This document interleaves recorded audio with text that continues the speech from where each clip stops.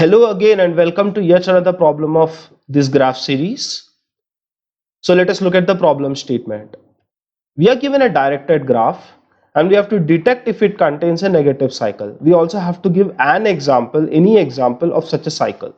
So if we detect the cycle, we print yes and we print the nodes of the cycle in the correct order. If not, we print no. So let's go ahead and look at the test case. Test case. We have node number 1, 2, 3 and 4. Okay. Node number 1 and 2 connected with an edge with distance 1. Node number 2 and 4 connected by a edge with distance 1. Node number 3 and 1. Node number 3 and node number 1. They have a connection with distance 1. Node number 4 and 1. Node number 4 to 1. What is the weight? The weight is minus 3. Node number 4 and 3. Node number 4 and 3. What is the weight? Minus 2 here. Minus 2. So we are now supposed to detect a negative cycle. Let's start from point number, the vertex number 4. We travel to 1. From 1 we can go to 2. And from 2 we can come back to 4. So this is a cycle. Is this a negative cycle? It is. Minus 3 plus 1 plus 1. So the answer is 4, 1, 2, 4. Okay. So this is also a valid representation. We start from 1, 1, 2, 4, 1, 1, 2, 4, 1. This is also a valid representation.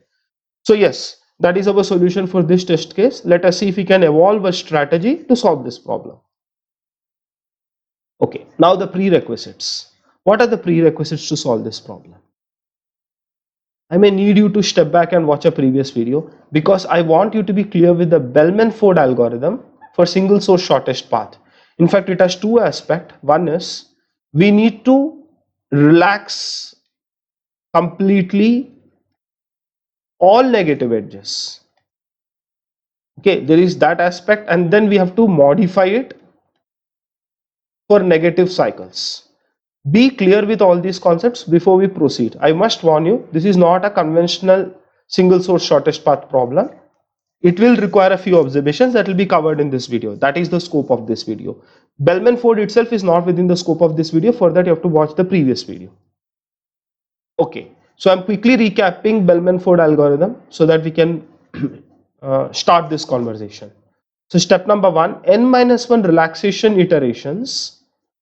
This can achieve propagation of a negative edge, but in a no negative cycle scenario. So if we use n-1 cycles of relaxation, we can propagate negative edges.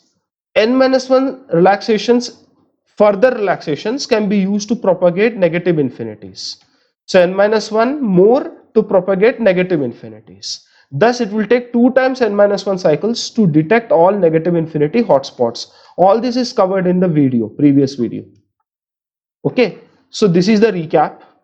With this theory, let us make some problem specific observations. Okay, observation number 1. This is not a conventional single source shortest path problem. Why? Consider this graph. We are supposed to detect if it has a negative cycle. Let's make a couple of observations. Number 1, A is divorced. It is disconnected from the rest of the graph. So what is the single source shortest path from A? SSSP of A. It is infinity. Infinity to everywhere. Correct. But is there a negative cycle?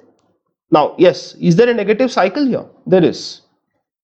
If we go from B to C, then C to D, and then back to B, this cycle is 50 minus 95 plus 40.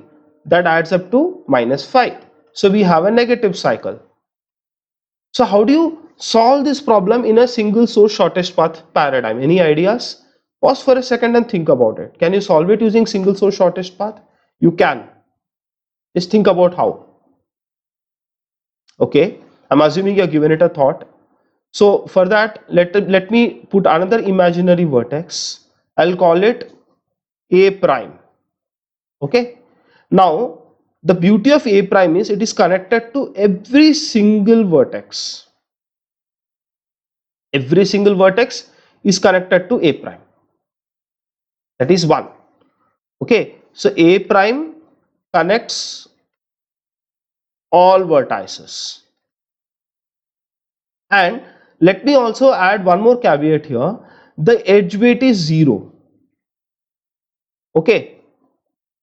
So initially we will mark all distances as not infinity. So we won't be marking all the distances as infinity. We'll be marking all of them as 0. Why? Because I'm not measuring single source shortest path from A. I am measuring single source shortest path from A prime. Okay. So in this case, what is a relaxation? A relaxation is a negative distance. So distance B is, or rather distance C is 0, distance D is 0, and distance between C and D is minus 95. So in other words, when I relax this gets re-returned to minus 95 because distance D is relaxed to 0 plus minus 95.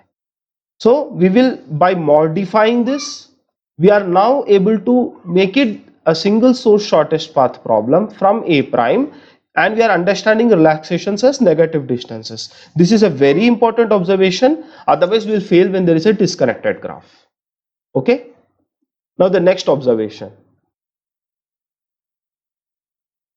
For the next observation, the negative cycle can be detected in the nth relaxation cycle itself. What does that mean? See, from the Bellman-Ford theory, if you have actually watched the video, we know that all relaxations, when there are no negative cycles, are propagated in n-1 iterations. Okay. Thus, if there is an iteration between, there is a relaxation beyond n-1th iteration, it means that there is a negative cycle. Okay. The impact of this negative cycle itself needs another n-1 iterations. That is why we have a total of 2 times n-1 iterations. Okay. Please understand. I'll draw all this again.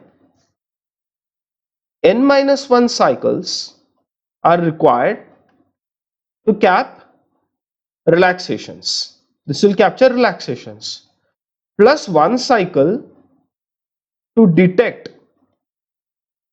negative cycle, plus n-2 cycles to propagate negative infinity. But we don't need to propagate negative infinity. We can stop as soon as we detect a negative cycle. Correct? So in other words, since the existence of the negative cycle is confirmed or denied in the nth iteration, we don't have to iterate beyond this. This is the second observation. I'll summarize all these observations in a table later on, but let us proceed. Now the third observation. The relaxation of the nth cycle, the relaxed vertex is of the following two forms. Okay. The first form, the relaxed vertex belongs to a negative cycle. Example D. Example D, which is a part of the negative cycle. It belongs to the negative cycle B, C, D, B. Okay, this is one example. The second example is, remember that negative cycle can lead to a propagation of negative infinity. So the actually relaxing vertex, the relaxed vertex, need not be part of the cycle. For example, here E is relaxed, but the cycle is B, C, D, B. This is another case. Okay. So this is the third observation. So what, to summarize this observation, whatever we are relaxing, it either belongs to a negative cycle or there is a negative cycle leading to this vertex. Okay, and we will use these concepts later. Okay, this is the third observation. Now before we proceed further, how do we ensure that we capture a vertex that is part of the negative cycle and not type 2? That is, how do we ensure that we are capturing something like D and not something like E? How do you ensure that? But before I answer that question, why should I ensure that? Why do we need this vertex to be part of the negative cycle? Can you think about it? So, if it is part of a negative cycle, let us say I had captured B or I had captured C or I have captured D, I can simply cycle through I can simply cycle through and I can print my cycle. Cycle through to print cycle.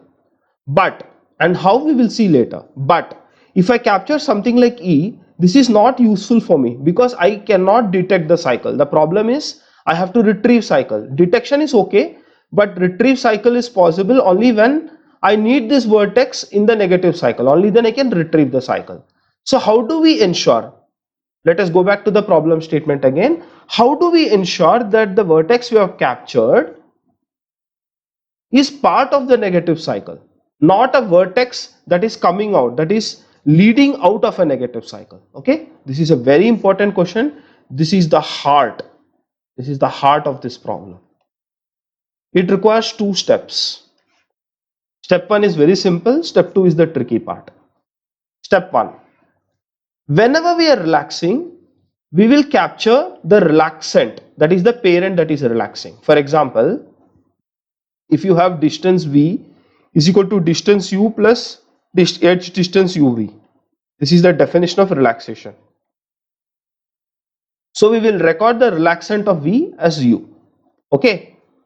So in other words, if a particular vertex gets marked as minus infinity, or rather we won't be marking it as minus infinity, that is relaxed at nth cycle. Relaxed at nth cycle. Okay, then its relaxant is responsible. This is the significance. This is the step one, but this alone will not solve the problem for you. For that, we need to go into the second observation, which is the real solution to the problem. Okay, now how do you capture the cycle? So you have captured relaxant. How do you capture something in the cycle? How do you do that?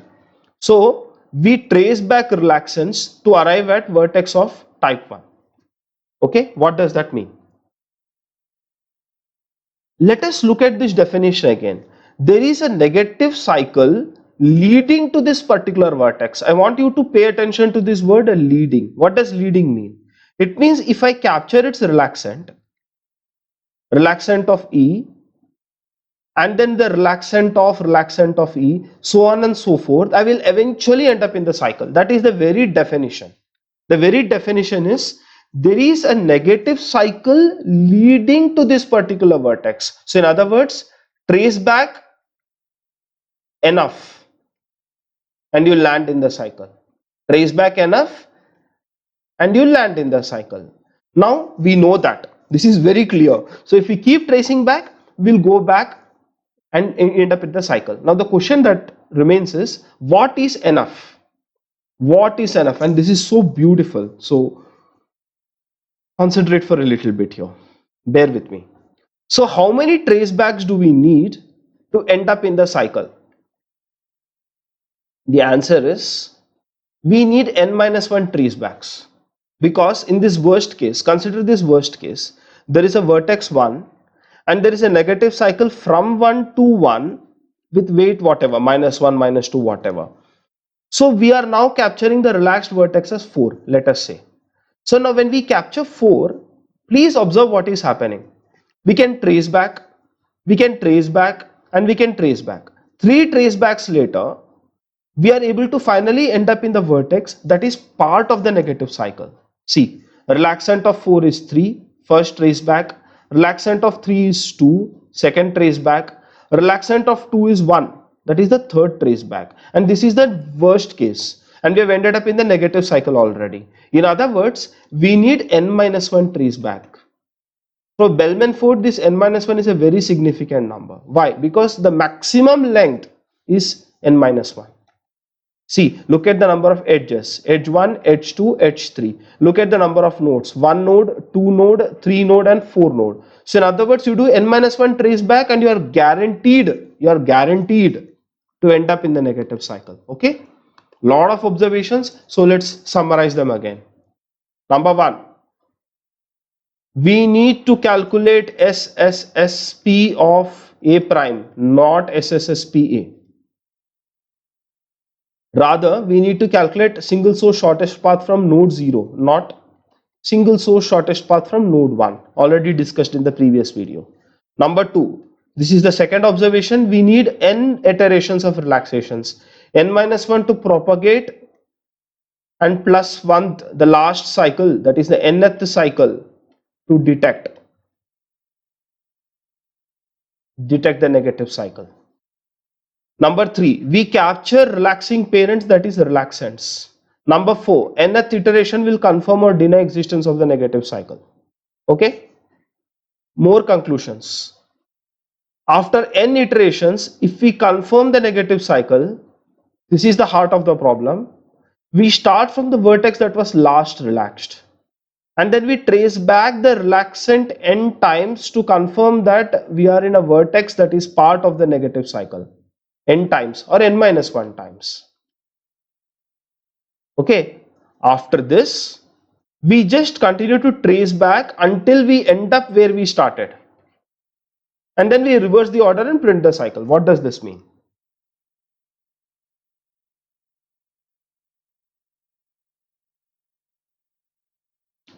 Okay, now that after n trace backs, we have arrived at node number 1. Okay, now we know that this is part of the negative cycle. We know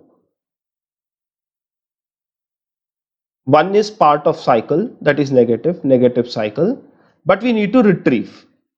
How do we do that? Let us start tracing back. Let us trace back until we end up where we started.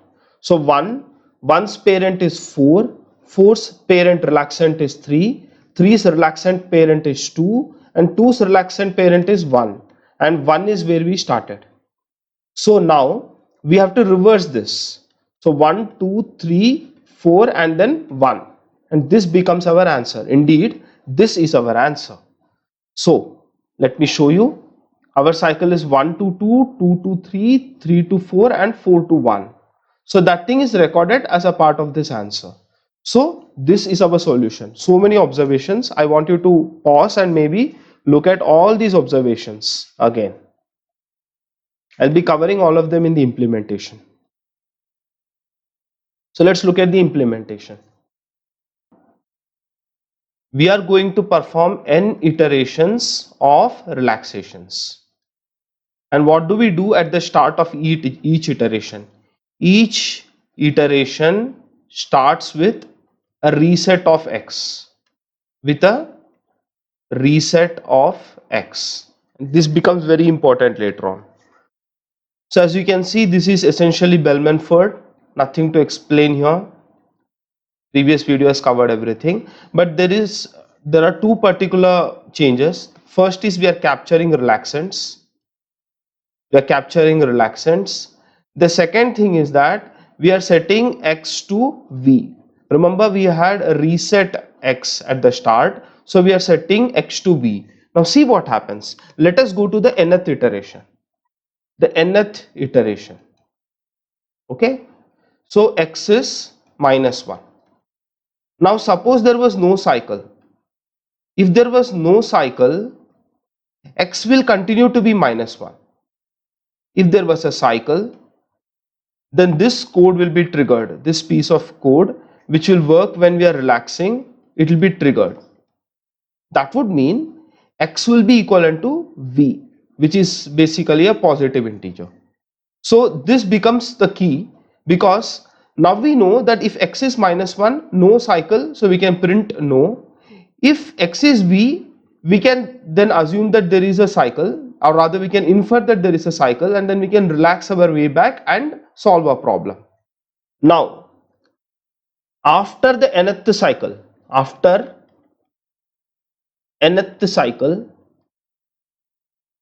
if x is minus 1, that means there is no negative cycle. Otherwise, yes, there is negative cycle. So if there is negative cycle, we have to end up at node part of cycle.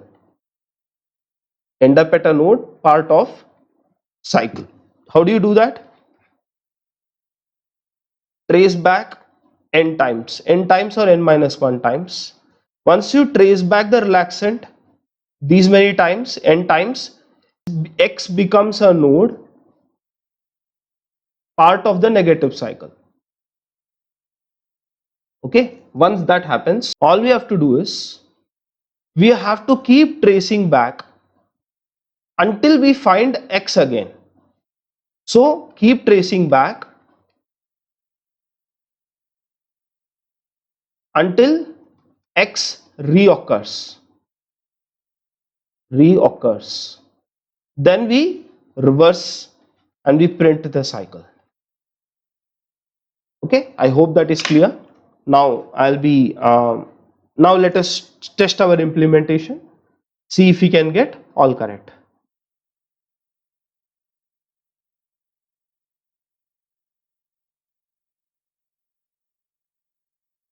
So our code got accepted. Lot of observations in this problem. If needed, watch this video again. This was, I think, the first challenging problem in this series. Thank you very much for watching.